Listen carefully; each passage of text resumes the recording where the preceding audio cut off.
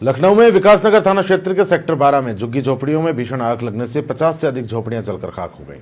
आग की चपेट में आने से इलाके में अफरा तफरी मची। आसपास के 10 से 12 घरों को खाली कराया गया। दमकल की करीब 10 गाड़ियों ने आग बुझाने का प्रयास किया। मौके पर पुलिस और प्रशासनिक अधिकारी पहुंचे, राहत कार्य शुरू करवाया गया। उत्तर प्रदेश के मुख्यमंत्री योगी आदित्यनाथ ने घटना का संज्ञान लेते हुए अधिकारियों को तत्काल कार्रवाई के निर्देश दिए हैं।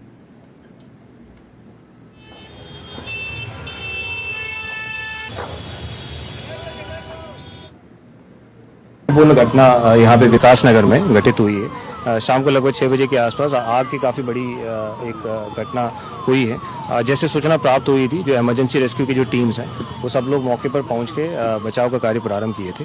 और सबसे पहले प्रायोरिटी ये थी, चूँकि ये बीच रिहायशी इलाके में है और आग का स्प्रेड ना हो और किसी भी प्रकार का कैजुअलिटीज़ ना हो, इस पॉइंट ऑफ व्यू से जो इमरजेंसी रिस्पांस टीम्स हैं, फायर सर्विस की टीम्स हैं, उन्होंने काम किया और आग की जो स्प्रेड है उसको रोक दिया गया। लेकिन इस अनफॉर्चुनेट इंसिडेंट्स में काफ़ी लोगों में जो उनकी झुग्गी झोपड़ी में जो लोग रहते थे, उनकी झुग्गियाँ जल गई हैं। विकास नगर में आग जैसे ही सूचना आई थी उसके तुरंत बाद ये बीकेटी, इंदिरा नगर, जितने फायर ब्रिगेड की गाड़ियां हमारी थी उनको तुरंत पंप इन किया गया था और 20 से अधिक गाड़ियां यहां पर कार्यरत रही हैं इस पूरे पीरियड में और आग को पूरा कंटेन कर लिया गया। अगल बगल फैलने से भी बिल्कुल रोक दिया गया है और कोई अभी हमारे पास किसी भी तरह की सूचना नहीं है कि कहीं कोई किसी व्यक्ति की मृत्यु हुई हो या कोई नुकसान हुआ हो।